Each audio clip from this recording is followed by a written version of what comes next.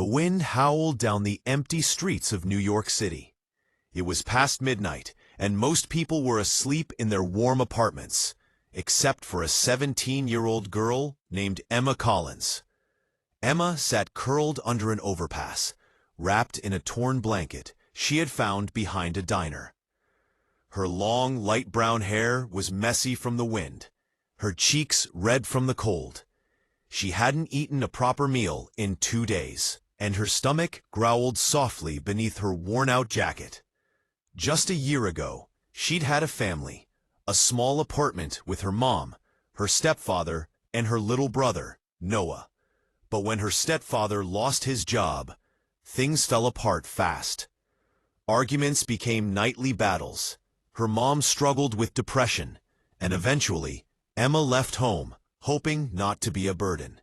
She thought she'd find work. Instead, she found only hunger and silence. That night, as she searched through a trash bin near a closed cafe, her frozen fingers touched something smooth, a leather wallet. She pulled it out, brushing off the snow that clung to its surface. It looked expensive, the kind that belonged to someone who never had to worry about where their next meal would come from. She opened it slowly. Inside was a driver's license, several $100 bills, and a family photo. A smiling man, a woman, and 2 children standing in front of a lake.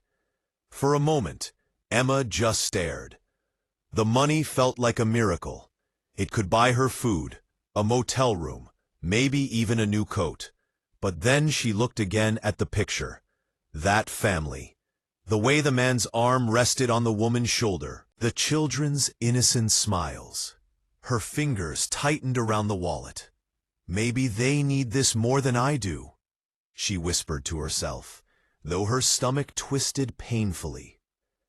Emma found an empty bench under a street lamp and sat there, holding the wallet in her lap. The city lights flickered across the snow, and the world felt painfully quiet. She counted the bills again. $500. Her mind argued with itself. You could buy food for weeks, said one voice. You could finally sleep inside, maybe even get clean. But another voice, softer, deeper, whispered back. It's not yours. You know that. She looked at the ID. The name read Michael Brooks. Address, Greenview Avenue, Brooklyn. Emma sighed. That was miles away. She didn't even have bus fare. She slid the wallet into her pocket and made a promise to herself. In the morning, I'll find a way to return it. That night, she didn't sleep. The cold bit through her clothes, and every time she closed her eyes, she saw the faces in that photo, the family she never had. When the first light of dawn touched the city, Emma stood up and began to walk. Her shoes were soaked, her feet numb, but she kept going. She stopped at a convenience store, using a small coin she'd found earlier to buy a cup of coffee, her first warm drink in days. The cashier, a middle-aged woman, looked at her with pity. You okay, sweetheart? Emma hesitated. Just trying to return something I found. The woman nodded slowly, sliding a muffin across the counter. On the house, for doing the right thing. Emma's eyes filled with tears as she whispered, "Thank you." She ate while walking, clutching the wallet like a treasure. By afternoon, her legs ached, but she finally found herself standing in front of a small blue house on Greenview Avenue. The snow was piled neatly on the porch, and a car was parked out front. Emma hesitated. What if they accused her of stealing? What if they didn't believe her? Still, she climbed the steps and knocked softly on the door. The door opened to reveal a tall man in his 40s, dressed in a gray sweater and dark jeans. His eyes were tired, the kind of tired that comes from too many sleepless nights. Yes? He asked cautiously. Emma's voice trembled. I found this last night, near the cafe on 5th Street. I think it's yours. She held out the wallet with both hands. The man blinked in shock. My God. He took it quickly, opening it. When he saw the photo, his face went pale. You don't know how much this means to me." Emma bit her lip. "I didn't take anything, sir. It was just lying there." He looked at her, really looked at her, noticing the worn clothes, the tired eyes, the trembling hands. "Wait here," he said softly, and disappeared inside. Emma shifted nervously on the porch, ready to run if things went wrong. But when he returned, he was holding a coat and a small paper bag. "This was my wife's favorite photo," he said quietly. "She passed away 6 months ago. I thought I lost this wallet forever." Emma's eyes widened. "I'm so sorry." He smiled faintly, though his eyes glistened. "You brought a piece of her back to me. Thank you." He handed her the coat. "Here, you look like you could use this." "I can't." "Take it."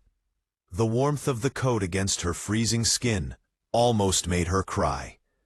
Inside, the house smelled of coffee and fresh bread. The man introduced himself as Michael Brooks, a widowed father of 2. His kids were at school, and he was preparing for work when he realized his wallet was gone. He invited Emma to sit at the kitchen table. A warm plate of food sat in front of her within minutes.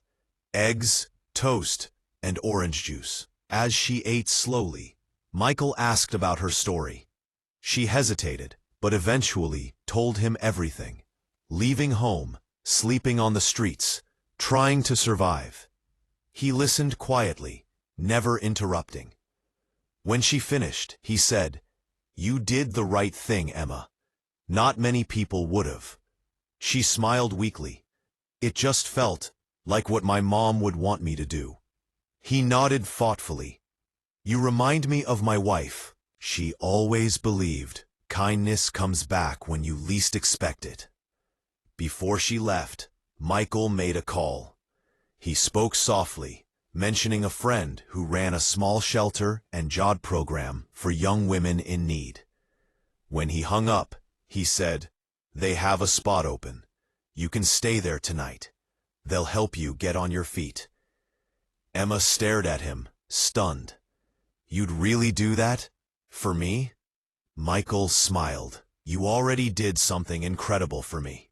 This is the least I can do." Tears filled her eyes. For the first time in months, she felt seen, not as a homeless girl, but as a person. That night, Emma slept in a real bed. Clean sheets, a pillow, and a soft light glowing in the corner. She stared at the ceiling, whispering a quiet thank you to the universe, and to the man whose wallet she found. Weeks passed. Emma started helping at the shelter's kitchen. She learned to cook, made new friends, and even began taking night classes. Each day, she grew stronger, happier. One snowy afternoon, she visited Michael's home again, this time wearing a warm coat and carrying a small gift, a framed photo of his wife that she'd printed from the picture in the wallet. When he opened the door, his smile said everything. "You're looking better," he said. "Thanks to you," she replied. "And to your wife, maybe. I think she sent that wallet my way." He laughed softly. "Maybe she did." They sat and talked for hours, 2 people who'd both lost something, and somehow found hope again through kindness. Months later, Emma stood outside a community center, helping serve food to the homeless. When a young boy handed her a crumpled dollar, she shook her head. "Keep it," she said gently. "You'll need it more." As he walked away, she looked up at the gray sky, feeling the first drops of spring rain. Her life had changed completely. Not because of luck, but because of one honest choice. She had returned a wallet, and the universe had returned her life.